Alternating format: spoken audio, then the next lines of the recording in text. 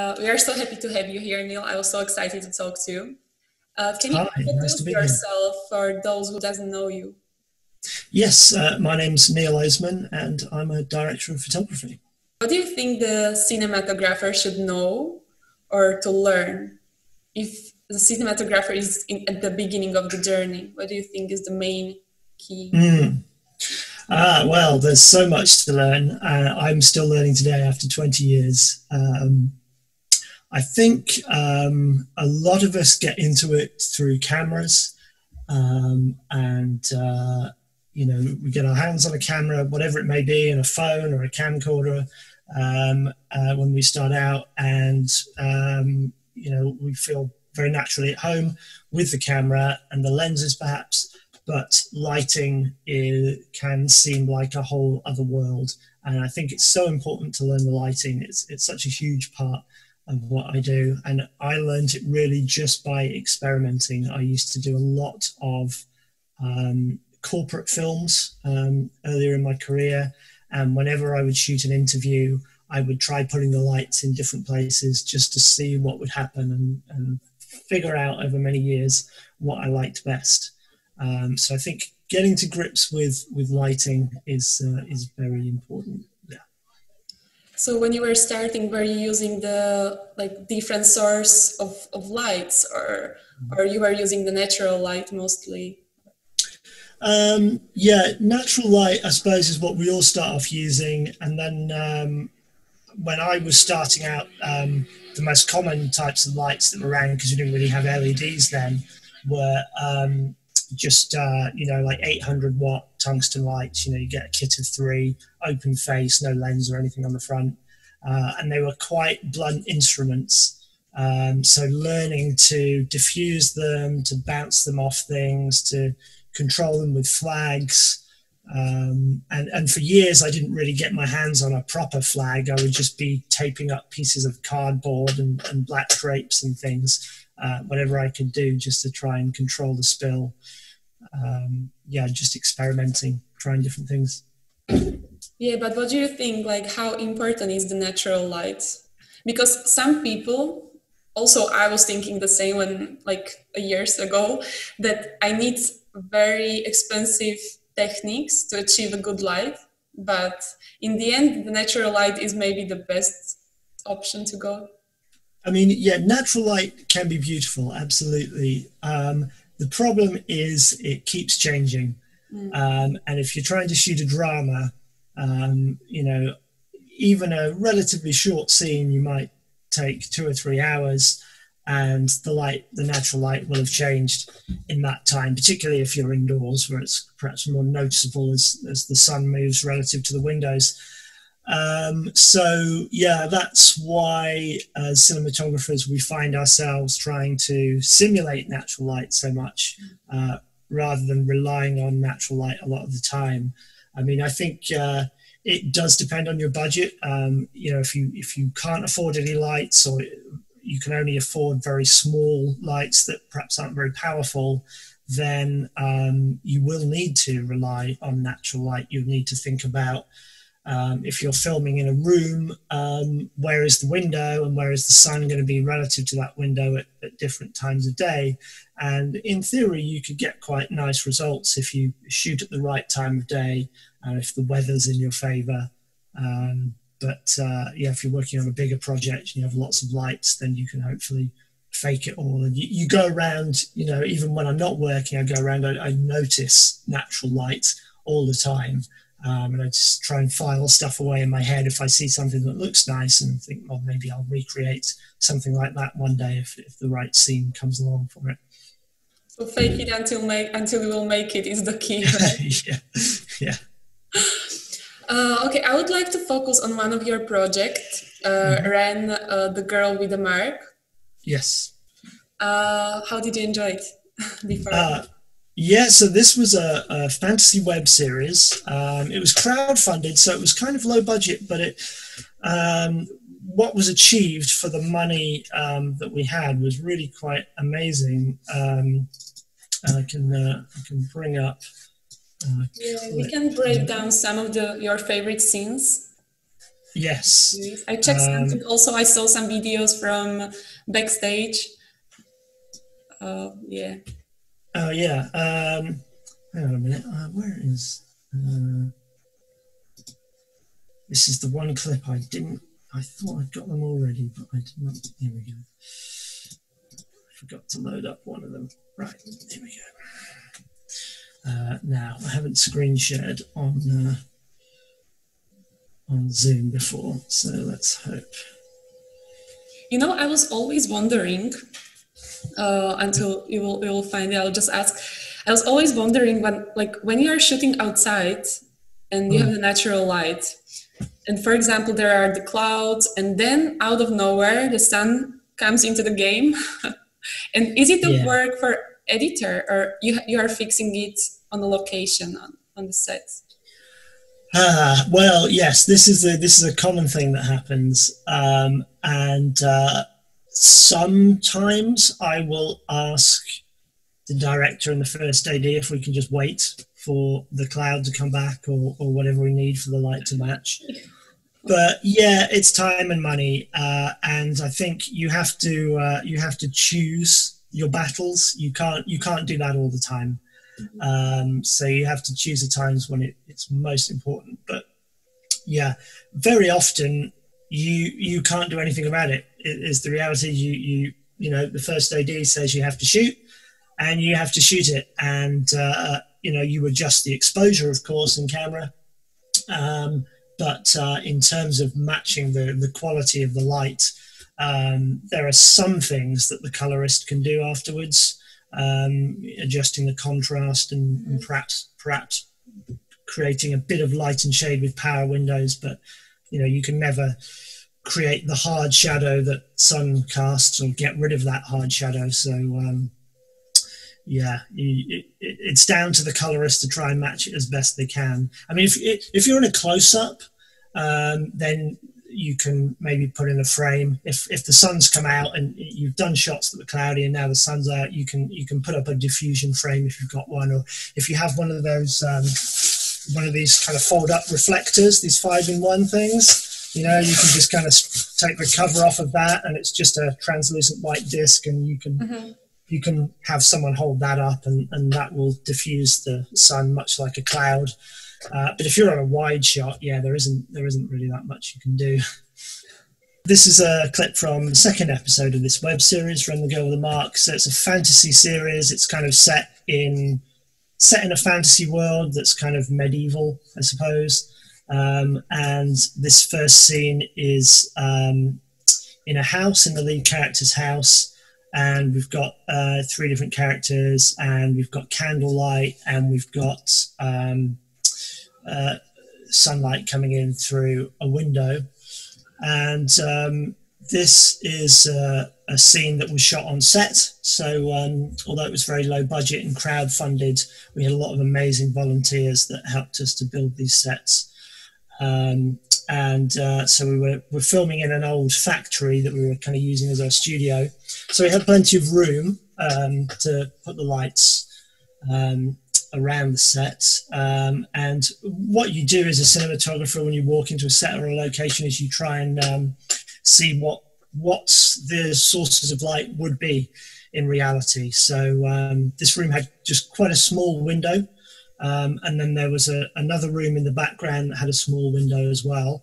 So those were the only places where any daylight would come in. And then there are a number of candles dotted about. There are a few in a clump on the table, and there are a few on sconces on the walls.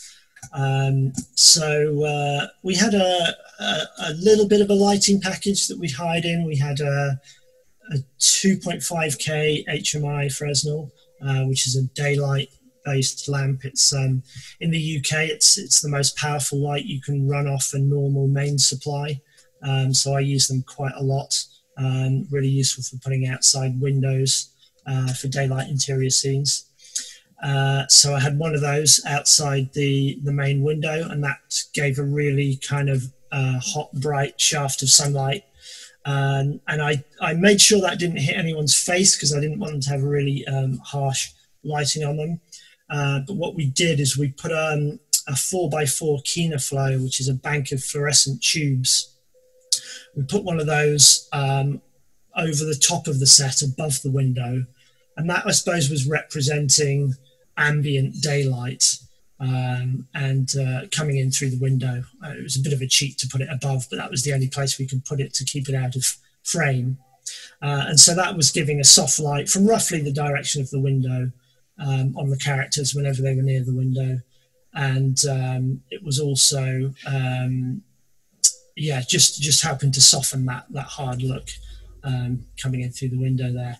And then for all the candles, we had a dado kit. Dados are these little 150-watt tungsten bulbs. You can get them in kits of 3 or 4 tungsten units. They're like little spotlights, very focused lights. And so I would put one of those above the top of the set everywhere where there was a candle, because we were shooting on a Blackmagic production camera, which the 4K model, this was a few years ago now, so the native ISO is only 400.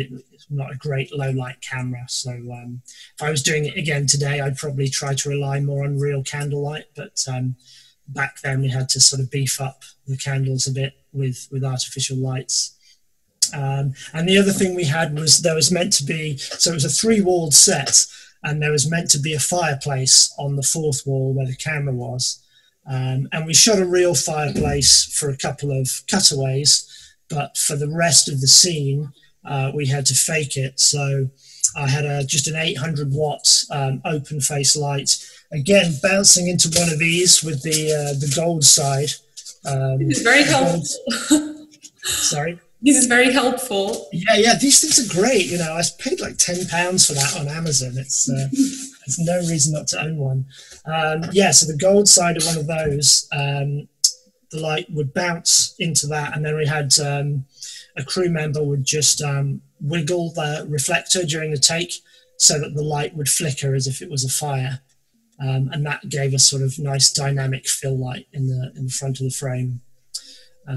So that was broadly how I went about lighting that scene. And the only thing I changed really is when we went in for the close-ups, the Flow that was above the window, the angle was a bit high and it wasn't really getting into people's eye sockets. You know, the human brow has evolved to shade our eyes from the sun. But, that does give you a problem as a cinematographer sometimes, because you want to get light into people's eyes to see the performance. So what I did for the close-ups is I turned that Flow off, and we brought in another smaller one just on a stand on the floor, just above head height, but from the same kind of direction, from the window direction. And we used that to get the soft key light on people's faces in the close-ups. And one of the things I like about this scene is the mix of daylight and candlelight. I try to do that wherever possible, is to mix colours of lighting, particularly warm, cool, using tungsten light and HMI light or fluorescent lights. So the fluorescent Flows, by the way, here, they were daylight balanced tubes, because you can get tungsten balanced tubes for them, but these were daylight, so you'd have the sort of cooler light coming in through the window, and then the warmer light of the candles inside and of the fire, which gave quite a nice contrast, I think. And smoke, we used a lot of smoke in the room as well. I'm a big fan of using haze or smoke for atmosphere. It helps you to get those shafts of light from a window, which is a very important part of a fantasy film look, I think. And then there's another scene I'd like to talk about, if that's all right. Mm-hmm, yeah.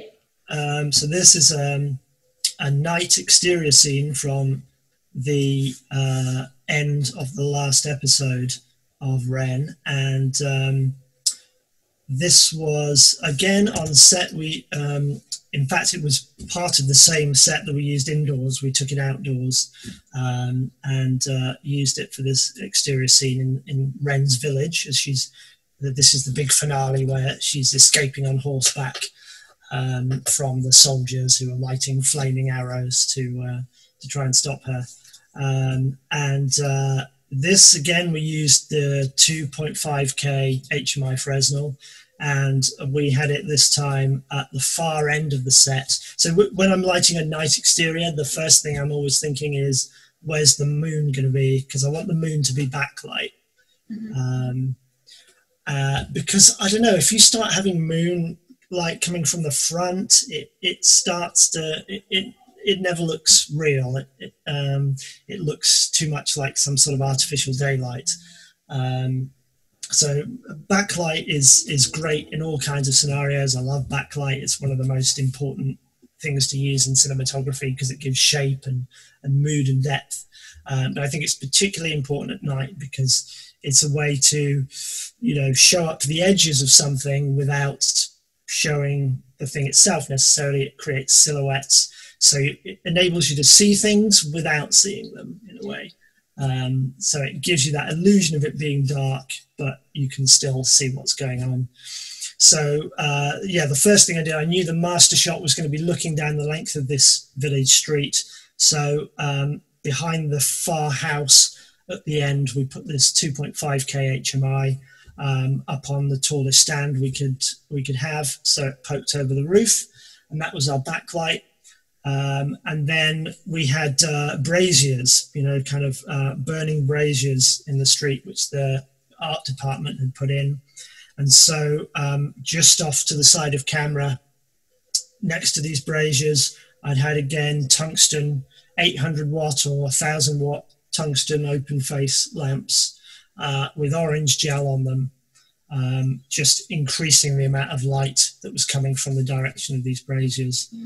And those were on dimmers as well. And we had people just kind of twiddling the dimmers a little bit to give the flickering effect of the fire.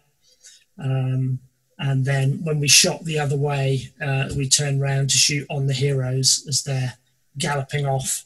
I cheated the moonlight all the way around to the other side, so it was still backlight, which again it's always a difficult question when you've got a nice backlight as a cinematographer.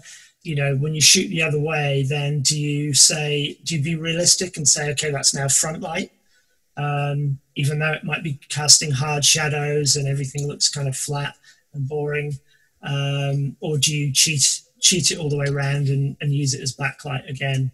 And it kind of depends what kind of film I'm making as to what way I'm going. If I'm doing a fantasy, a genre piece, I think I feel like I can be more stylized and I can cheat that backlight all the way around, and always have a world where there's backlight whatever direction you look in.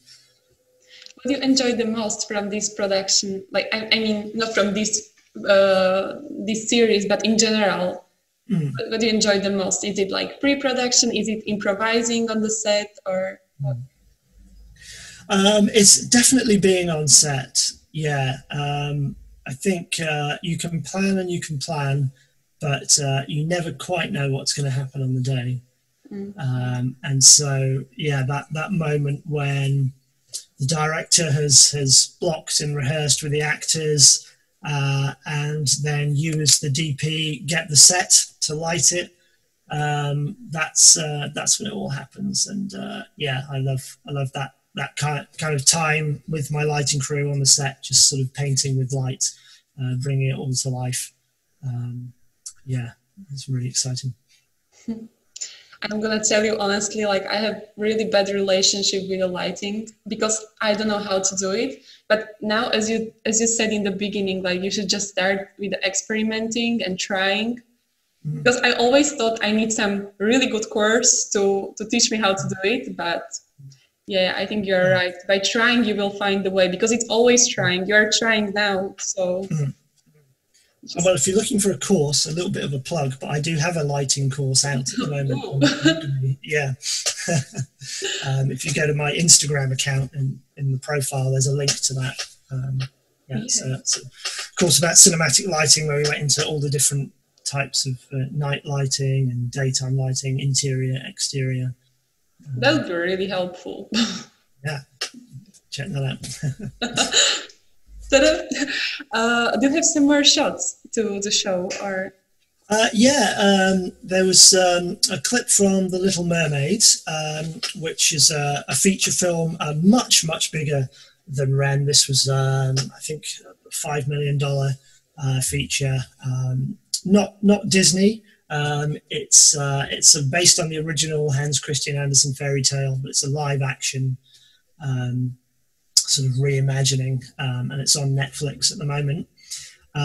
With It's got William Moseley, Poppy Drayton, Shirley MacLaine in it. And this is a scene at the circus. So in this version of The Little Mermaid, the mermaid is working in a circus and she's being exhibited in a kind of freak show. So we had this big night exterior scene where you first see the circus, and we had a 30-foot crane that sort of comes up over the entrance tent and reveals the big top and all the other little tents and the big wheel and all the rides and things. And that was the biggest lighting setup I've ever done. I think we used about 80 kilowatts of light. Yeah, I guess we must have had about 10 people in the Grip and Electric crew that day. We were shooting on Alexas, so we had the budget for two Alexas and Cook S4 primes. So it's really nice to have the toys to play with, I suppose. And again, this had to be planned quite well because there was a lot of stuff to set up. It took the crew a day or two to set it all up before we could shoot this. So and we had a condor, as they call it in the States, because we were filming this in Georgia in the USA. A condor, which is a cherry picker, we probably call it here in the UK, which is just a crane, basically a big crane that workmen use. We had two 18 kilowatt HMIs up on this crane, and they were the moonlight. So that was kind of coming in from the back on the right. And then we had a 12K HMI even further back on the tree line, which was backlighting the rides. We had some 9-light maxi brutes, which are they're kind of grids of 9 1 kilowatt tungsten par bulbs. So we had 2 of those grids of 9 inside the big top, just lighting up to make the big top glow. We had a whole bunch of par cans, which are used in theatre a lot. They're kind of very simple looking sort of black cans with tungsten par bulbs in them. We had those on the floor lighting up the banners in front of the big top. We had a whole bunch of string lights. The art department had strung lights back and forth between all the tents, which had just little 40-watt bulbs in. Which are not very bright at all, but there are so many of them that actually provided quite a lot of useful fill light. And then in the foreground, we had a couple of other things. We had a Keener Flow and a 1K bouncing off unbleached muslin to give us sort of warm fill light in the foreground. And I think we had another 4K HMI off to the left as well, which was just giving an edge on some of the tents from the other side. But it's a big, big setup. It's amazing you can still remember everything. Yeah, well, I had I try to keep a blog when I'm doing these projects, and which is, people can read on my website, neiloseman.com. But I also do these lighting diagrams for my Instagram feed, so it forces me to remember all this stuff. And yeah. How did you manage shots in the water? Because there are some shots inside of the water. So were you in some box, or you had Yeah, so we did have some water shots. Not that many, because the storyline in this case was about the Little Mermaid kind of being trapped on land. So in the circus, she's exhibited in a tank. So that was fairly simple. The camera didn't have to go into the tank. We could just film from outside. One thing I'm quite pleased with in that scene in the big top, when you first see the mermaid, is we really went for a lot of color and color contrast, because it's a kids movie at the end of the day. We wanted it to be colorful and magical. So we'd kind of lit the big top with these 9-light maxi brutes again, with a gel on it that I discovered, a particular gel called Moroccan Frost, which is a kind of similar to Hampshire frost. It's a diffusion, but it's got this orangey pink colour. And we bounced that off the inside of the tent, the white big top. And that gave us a kind of very soft but slightly sidey light coming in from the side. And that was the kind of warm ambience. And then to contrast with that, I had a small HMI, I think it was 575 watts, and we put a blue, so that's daylight, so that's already cooler than the tungsten, and we put a blue gel on that as well, and we just focused that in on the tank, so it would bounce off the light and fill people's faces in as they approached, and they're looking in amazement at this mermaid in the tank. So that gave us a really nice colour to the whole thing, and we actually used that blue, that strong blue colour became the mermaid's colour. That's one of the things, you know, you can't necessarily plan, is sometimes when you're doing a long project, you just hit on something that works really well and you think, oh yeah, we'll use that. Every time we come back to this character, we'll use that colour and make that her colour. So that was one of the things that developed. Oh, and I think we also had to create the effect of the water rippling, because the water in the tank didn't really move that much, but we wanted this kind of flickering watery light. So the key grip, Jason, he suggested we get a 4x4 frame, metal frame with blue gel on it, and then we would just bounce a light onto that blue gel, and someone would wobble the gel again, a bit like the firelight in the scene I was talking about earlier, and that would just give a moving blue light on people's faces, which was really interesting. Yeah. That's and then amazing. I think we did have a couple of scenes where I had to go into the water with a splash bag. So there was one scene with a little, they built this kind of a little pool at the bottom of a rocky valley. They built that on set. So we did a couple of shots in a splash bag for that. So a splash bag is just, it's kind of what it sounds like. It's a waterproof bag. You put the camera in. It's not designed to go down very deep. I think, you know, you can use them down to 1 or 2 meters and that's it. But if you want to film just on the surface and have the waterline cutting through the frame, they're really useful for that. So we did that on set, and we had a scene in the ocean as well at the end of the movie, where all the main characters had to go into the ocean at sunrise, and the hero and the heroine kiss, and then the heroine has to swim off to go back and join the other mermaids. So it's a big emotional moment, and that was shot in a splash bag as well. And we did it for real. We cheated it in that we did it at sunset instead of sunrise. So I used an app called Helios. But how it worked? Because sunrise is different from sunset. So how it worked in terms of light? Well, I would say they're not that different. And sometimes you get slightly different colours in the sky if you've got a lot of clouds. But I don't think you can really tell the difference. If you know which way is east and which is west, well, then that gives it away. But of course, when you're watching a movie, you don't know that. So yeah, I've done that quite a few times, cheated sunset for sunrise. Yeah, so we worked out with a sun tracker app where the sun was going to set, what time of day we need to shoot it, and we had to coordinate that with the tide as well because we were filming on a real beach. Yeah, that was very, very carefully planned and rehearsed on dry land before any of the cast got wet, because as soon as they got wet it would take them ages to dry off again, so we had to kind of get a lot of it on the first take. So it was kind of handheld, camera on my shoulder in the splash bag, trying to move around and trying to keep the setting sun in the background as well.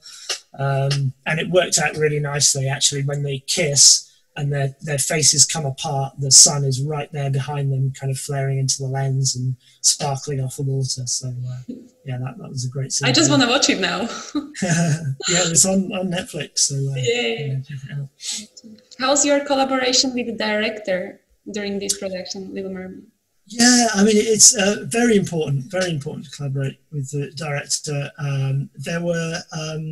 There were some issues in that we were filming in the USA, and the director, who was British as well, he had some problems with his visa, so he was kind of late arriving. which meant we were trying to do a lot of our prep by video call, a bit like during this pandemic, actually. Yeah, that was interesting. But yeah, we talked a lot. We watched a lot of movies together beforehand to talk about what our references were going to be. In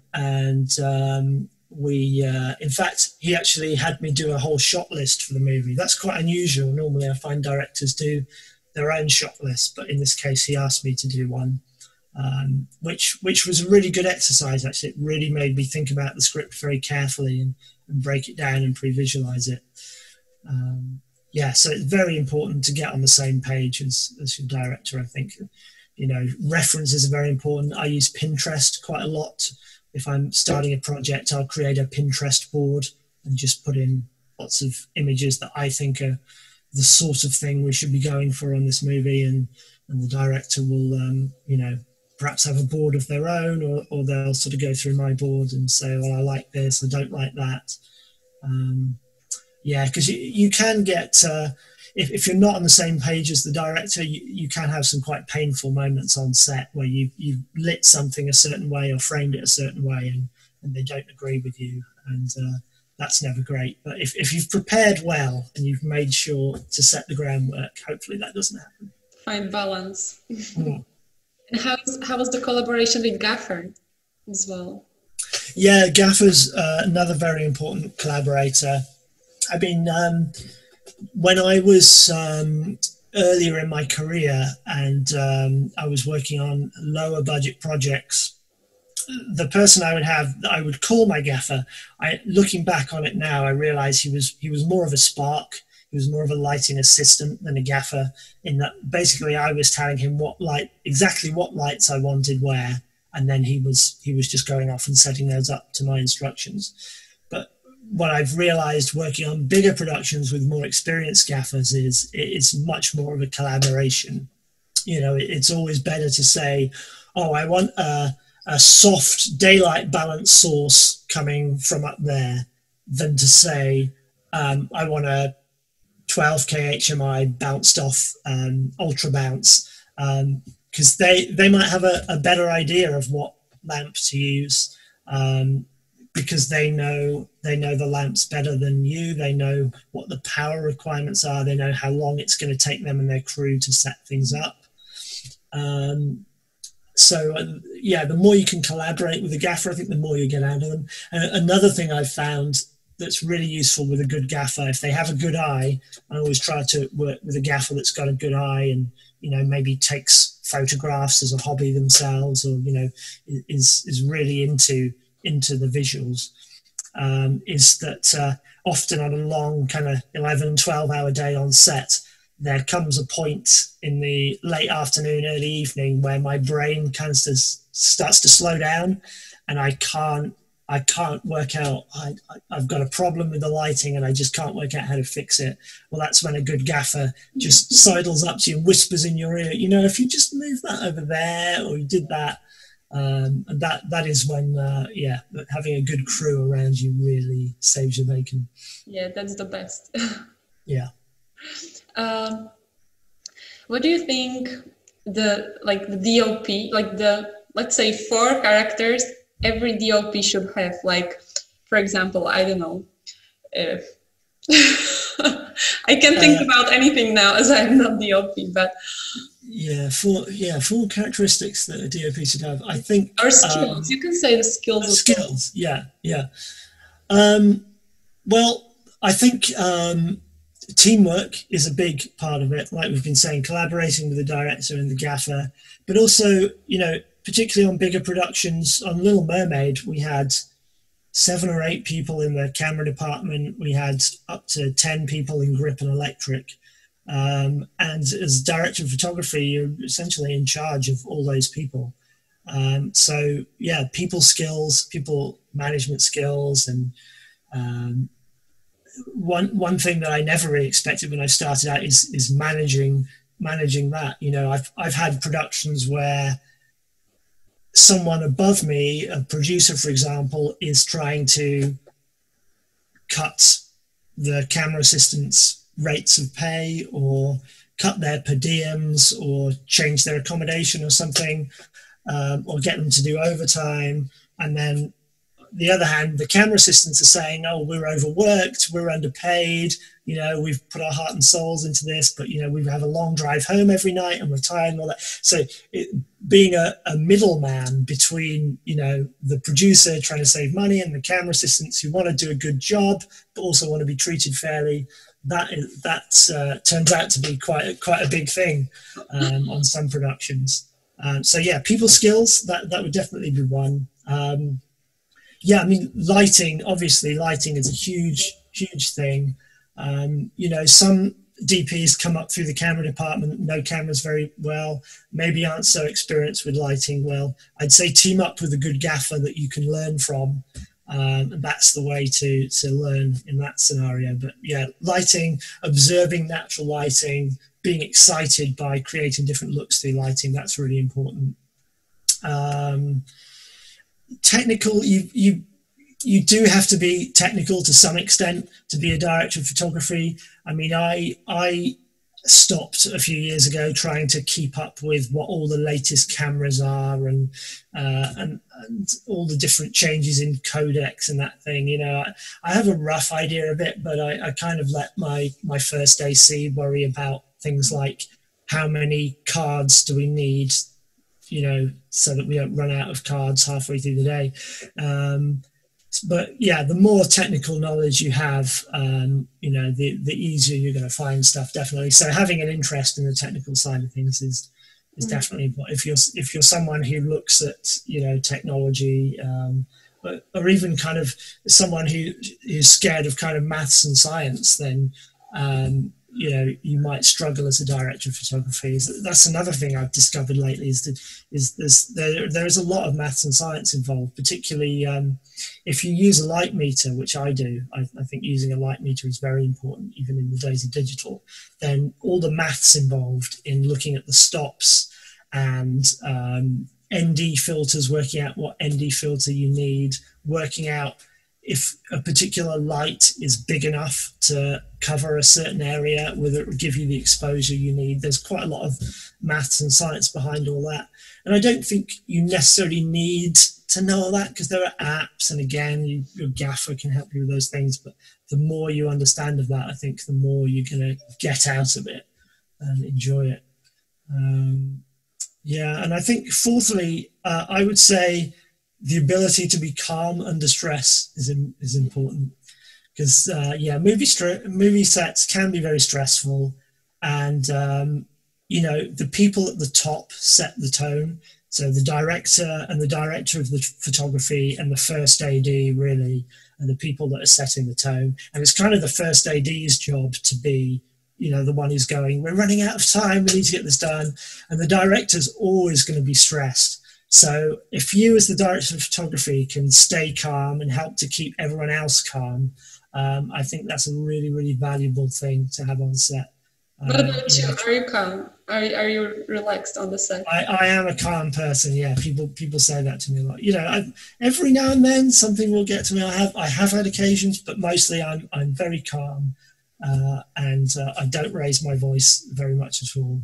And I think. I think that makes the set a nicer place to work. And where you gain your inspiration, by watching the movies, or where you're looking for the inspiration? When I started out, it definitely was mostly movies. Yeah, it was from watching sort of classic 80s and 90s movies like Back to the Future and Jurassic Park were the things that made me want to get into filmmaking. These days, I still love movies, of course, but long form shows, Netflix shows. There's so much good stuff on Netflix and Amazon and the other services now to inspire you. I actually think the best cinematography out there now is in long form shows like Outlander and The Crown and so forth, rather than in cinema screens, in my opinion, anyway. But also art, I love going to art galleries. I don't have a fine art background. I didn't go to art school or anything like that. I think my parents were always the kind of people that thought art was they didn't really understand it. It wasn't for them. but it's something I've got into in recent years, observing the light in classic paintings like Turner, J.M.W. Turner, the British painter, some amazing natural light in his paintings, which are very inspirational. And still photography too. I take stills as a hobby on film, 35mm film, 120 film as well. But I love looking at other people's photos and finding old photography books in charity shops and things. It's a Yeah. great source of inspiration as well. Yeah, that was a nice answer. And last question, do you have some tips or tricks you would like to share with us? Yes, I think the one main trick for making your lighting cinematic is understanding something called short key. And short key is a key light that comes from the opposite side of the eye line to the camera. So imagine this is a scene where I'm talking to you and my eye line goes straight from me to you there. If the camera was on this side of me, then a short key light would be a key light over this side. If the key light was over this side, the same side as the camera, that would be a broad key. But if it's over the other side to the camera, it's a short key. And I can sort of illustrate that by, let's see, if I turn that way. Yeah, so I've got a big window here, which is my key light. And you've got the camera there. If I look, hang on, I'd have to look there. God, it's quite complicated when you're at the other end of it. Yeah, I can't actually do it because the camera and the window are too close together. But yes, so a short key, and I'll send you some examples which you can show. A short key comes from the opposite side of the eye line to the camera, and what that does, it's called short because it sort of lights the short side of the person's face, the side that's away from camera. And what that does is it models the face better. It makes the face look more three-dimensional. It brings out the person's features, and it also and this is sort of a short key look. If I look towards the window here, so the light is hitting me from the side that's away from camera. So I've got this dark area that you can see, and that's what short key creates. This darker area on this side, and you can put fill light into it if you want, or you can leave it completely black. But it keeps the light off the side of the head and off the ear mostly, so it focuses attention on the face, on the eyes, and the facial expression. And if you really look at close-ups in any movie or TV show, you'll see that 99% of the time the DP has used short key lighting. Because it's just so much more cinematic. If I turn this way, this is similar to broad key now. I've got the light sources on the side that you're seeing most of on my face. So now you've got a lot of light on my ear. This eye is falling into darkness, and you don't really see the shape of my face much because the light is all kind of flat here. Whereas you turn that way, I've got a bit of a nose shadow, and you might see the shape of my cheeks a bit more. And you can, you've got a shadow under my jaw. So my face is looking much more three-dimensional. So short key, yeah, light on the opposite side of the eye line to the camera. That's a great way to start a cinematic lighting setup. That's a nice trick, yeah. I never heard about it before, so. Yeah, it's. I think some people call it by different names. I've heard it called lighting the downside before. The upside being the side facing camera, the downside being the far side. I think it has a few different names, but short key is what I've mostly heard it called. Now I came up with another question. I want to ask, what was your first position you got, or first job you got in video production? My first job. Well, I started out. I had an analog camcorder when I was video camcorder when I was a teenager, and I would make amateur films on that. And then when I was in my gap year, or what I thought was going to be my gap year, I did a short filmmaking course, and I was advised by the guy that was teaching cinematography on that course, he said, if you want to get into the industry, you should just start working as a runner and stuff. Don't bother getting a degree. No one cares about formal qualifications in this industry. They just care about on-set experience. So I took his advice, and I actually contacted the head of production at the company that had run that course, because they didn't just do courses, they were actually a production company too. And I sent them a show reel of my amateur camcorder stuff, and they must have seen some potential there, because they started hiring me. I think the first ever paid job I did was as a runner on a corporate video, a video about investing in businesses in this particular town. And did a couple of jobs as a camera assistant, and then it was quite a small town and quite low budget stuff, so I sort of graduated to camera operator quite quickly. And then I wouldn't have called myself a director of photography back then. And these were tiny projects where the crew was like me on camera, one person on sound, a director and a producer, and that was it. And they were little kind of promotional videos, or what they call participatory videos, where you get funded by the local government to work with a group of young people and workshop a script with them and have them act in the film as well. So yeah, I started out on little productions like that, and sort of, as I say, started working with lights and figuring out what I liked and didn't like, and applying for unpaid jobs on short films and micro budget features. I think I did about 8 micro budget features before I ever did one that had a reasonable budget and that I got paid for. So yeah, a lot of unpaid work early in my career to get started. Yeah, I think it's the way how to start, be the runner, to see everything, how it's everything happening, not aim for some, okay, like I want to be director, so let's direct straight away. Yeah. Thank you for the talk. It was really nice. I don't even know how this 1 hour passed.